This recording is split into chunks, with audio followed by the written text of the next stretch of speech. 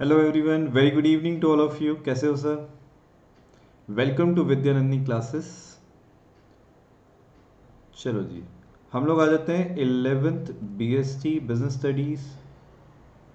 हम जो टॉपिक पढ़ रहे थे that is classification of business activities, और चैप्टर का नाम है फंडामेंटल ऑफ बिजनेस या फिर nature and purpose of business. इसमें हमने इंडस्ट्री और कॉमर्स को पूरा कवर कर लिया था, जिसके ऊपर अपन ने एक पूरा कंप्लीट चार्ट भी देखा था कि उसमें क्या क्या चीज़ें थी। आज का टॉपिक बहुत छोटा सा है, वो टॉपिक है हमारा बिजनेस रिस्क।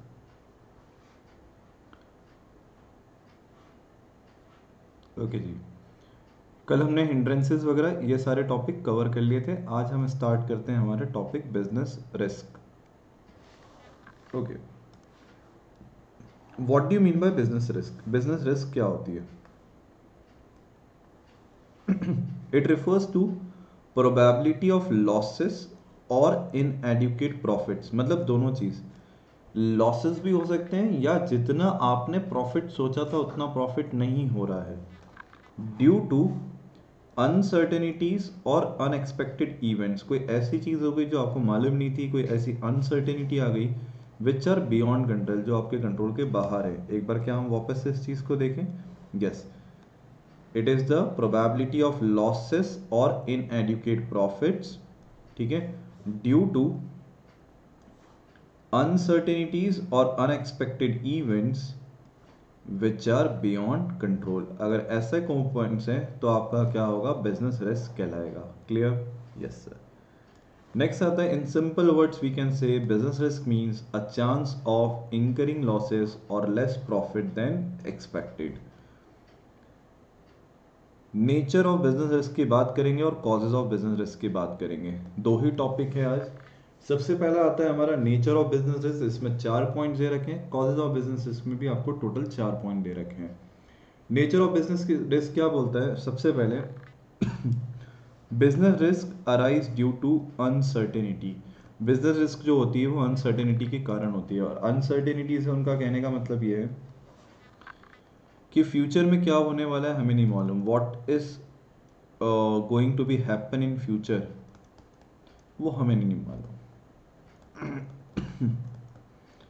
फ्यूचर बहुत अनसर्टेन है, और उस अनसर्टेन फ्यूचर के कारण ये रिस्क आपको अराइव हो सकती है, और जिसके बहुत सारे कारण हैं। डिमांड में चेंज आ जाना, ठीक है, गवर्नमेंट की पॉलिसीज में चेंज आना, कोई पॉलिटिकल फैक्टर्स आ रहा है, लीगल फैक्टर्स आ रहा है, टेक्नोलॉजिकल फैक्टर्स आ रहा है, तो जिनके कारण अगर कोई भी चेंज आता है तो डेफिनेटली सी बात है कि रिस्क बढ़ जाता है। जैसा कि कोविड में हुआ कि एकदम से कोरोना आने की वजह से ऐसे इतने सारे बिजनेसेस थे जिनको बेटा या तो लॉसेस देखने पड़े या इनएडिक्वेट प्रॉफिट्स देखने पड़े। Next, it is an essential part of every business. Her business का ये बेटा कैसा है? एसेंशियल पार्ट है। मतलब आप रिस्क को अवॉइड नहीं कर सकते। आप रिस्क को क्या नहीं कर सकते? अवॉइड नहीं कर सकते। क्लियर? तो no business can avoid risk, although degree of risk may be vary. हाँ, डिग्री ऑफ रिस्क आपका वेरी कर सकता है, किसी के लिए कम, किसी के लिए ज़्यादा। रिस्क कैन बी रिड्यूस, ये इंपॉर्टेंट लाइन है। It can be reduce but can not eliminated. But ये इसको हम क्या नहीं कर सकते? एलिमिनेट नहीं कर सकते। आया समझ में? तो ये आपका क्या बना? It is an essential part of every business. Next point आता है आपका, degree of risk depend upon nature and size of business. मुझे नहीं लगता इसमें कुछ बताने की जरूरत है। अगर बिग साइज की ऑर्गेनाइजेशन होगी तो उतना ज़्यादा रिस्क, अगर स्मॉल साइज की ऑर्गेनाइजेशन होगी तो वैसा रिस्क। आपके बिजनेस के नेचर पे भी डिपेंड करता है कि किस टाइप का मैन्युफैक्चरिंग है, ट्रेडिंग है, ठीक है। मैन्युफैक्चरिंग को ज़्यादा रिस्क होती है, ट्रेडिंग को कम होती है, सर्विस सेक्टर में और रिस्क कम होती है। तो ये डिपेंड करता है कि आपका बिजनेस किस टाइप का है। फिर last, profit is the reward for bearing the risk. वही वाली बात है कि जहाँ पे हम लोग बात करते हैं मोर रिस्क मोर गेन, मतलब जितना ज़्यादा आप रिस्क लोगे उतना ही आपको गेन होगा, ठीक है।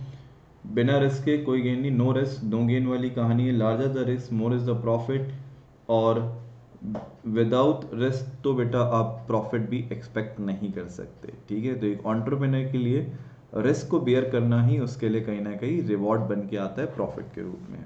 सो these are the 4 nature of risk. कौन कौन से पॉइंट्स हो गए? Arise due to uncertainty, essential part of every business, degree of risk depend upon nature and size of business, and profit is the reward for bearing the risk. चल next point आते हैं, causes of business risk, आज का last topic, even इस chapter का भी बेटा हमारा लास्ट टॉपिक है। चलो कॉजेज ऑफ बिजनेस रिस्क में हम लोग बात करते हैं natural cause, human cause, economic cause और अदर कॉज।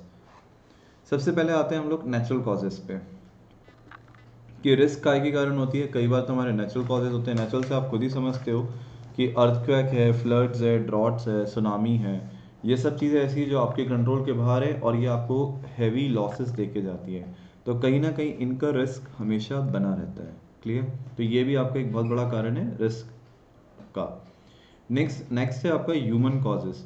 ह्यूमन कॉजेस बेटा ये जो रिस्क है ना, इसको आप क्या कर सकते हो? अवॉइड कर सकते हो, कम तो नहीं कर सकते, मतलब वही है कि एलिमिनेट नहीं करा जा सकता, रिड्यूस किया। देखो ये तो अनकंट्रोलेबल है, अनकंट्रोलेबल है मतलब अगर हम बात कर रहे हैं नेचुरल कॉज की तो ये अनकंट्रोलेबल है, जिसको कंट्रोल करा ही नहीं जा सकता।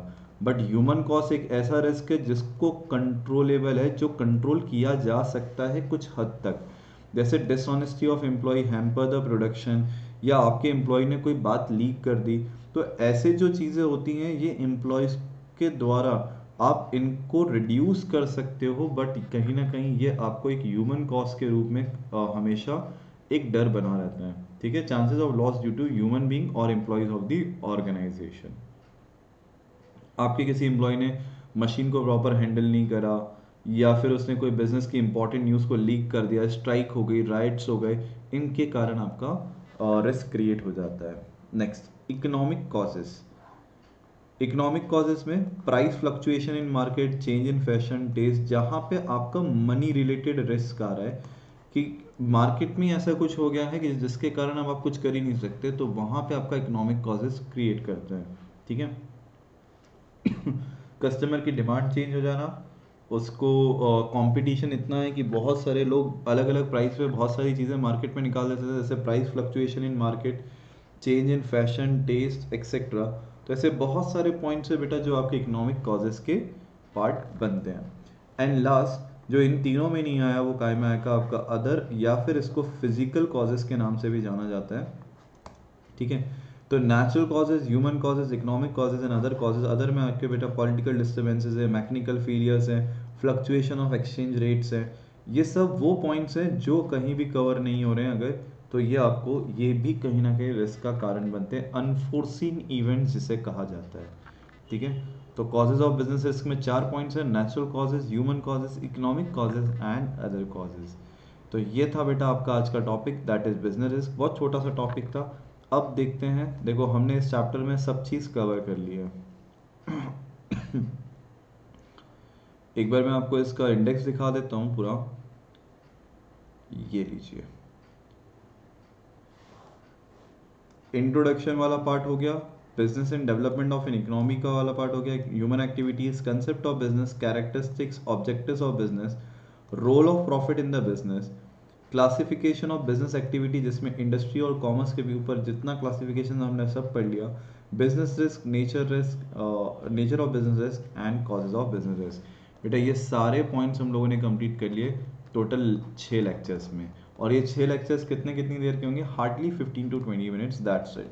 तो दैट मीन्स आपको ये पूरा छोटे छोटे टॉपिक्स में पूरा कवर करना है और आपका पूरा चैप्टर नंबर 1 रिवाइज हो जाएगा, और रिवाइज के साथ आपको पॉइंट्स भी मिलेंगे, पॉइंट्स के साथ आपको कीवर्ड्स भी मिलेंगे जो आपका पूरा शुरू से लेकर आगे तक कंप्लीट कर रहा है। तो अगर आपको क्लासेस अच्छी लग रही है तो बेटा लाइक शेयर कमेंट सब्सक्राइब करना मत भूलिए, और अगर आप मुझसे कांटेक्ट करना चाहते हैं तो नीचे दिए गए नंबर पे आप मुझसे कांटेक्ट कर सकते हैं, इंस्टाग्राम पे मुझसे कनेक्ट कर सकते हैं।